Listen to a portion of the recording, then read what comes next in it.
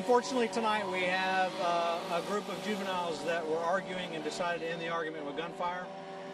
None of the juveniles that were actually arguing got injured. We have a 13-year-old boy that lives near the apartment complex that got hit by one of the stray bullets.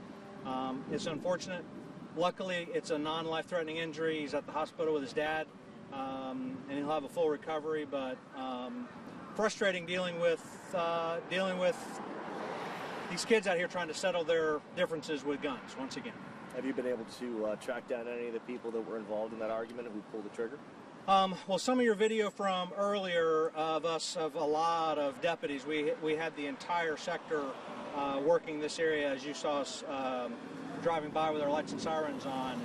We were working a perimeter because one of our deputies spotted what we thought was maybe the suspect, the actual shooter, and he got into a foot pursuit with that person. We lost him in an apartment complex. K-9 arrived and ran a track, and we apprehended that person. So we're interviewing that person. We do have somebody in custody. We're not calling him an actual suspect yet. We're calling him a person of interest, and detectives are on scene interviewing him and working that out now. So you don't know if he's the actual shooter? We do not know yet if he's the actual shooter, Okay.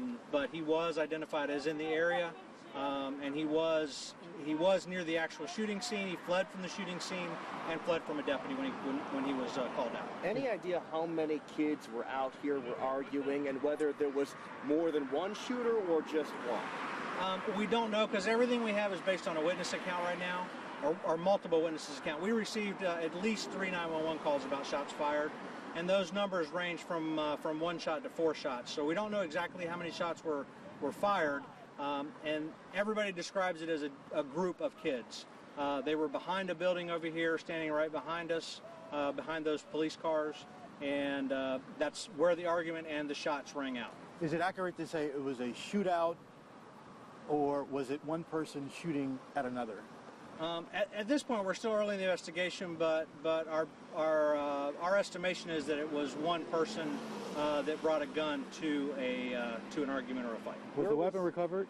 The weapon has not been recovered yet. Where was his body was the 13-year-old shot? We're not releasing that right now, but it's non-life-threatening. Where was the 13-year-old when he was shot? Was he in the area of the fight? He was not. No, well, he was not directly at the fight. So he was what we're looking at now, based on the witness testimony, at least a building away. But there's like alleyways. There's I don't know, corridors, I guess you would call them. Breezeways, behind. maybe? Like breezeways behind all these buildings or in between these buildings. So they would have had a direct. If the shot rang out, he would have had a direct line. The bullet could have, easily, even 1 or 2 buildings away, could have struck him. What hospital was he taken to? Arnold Palmer. Okay.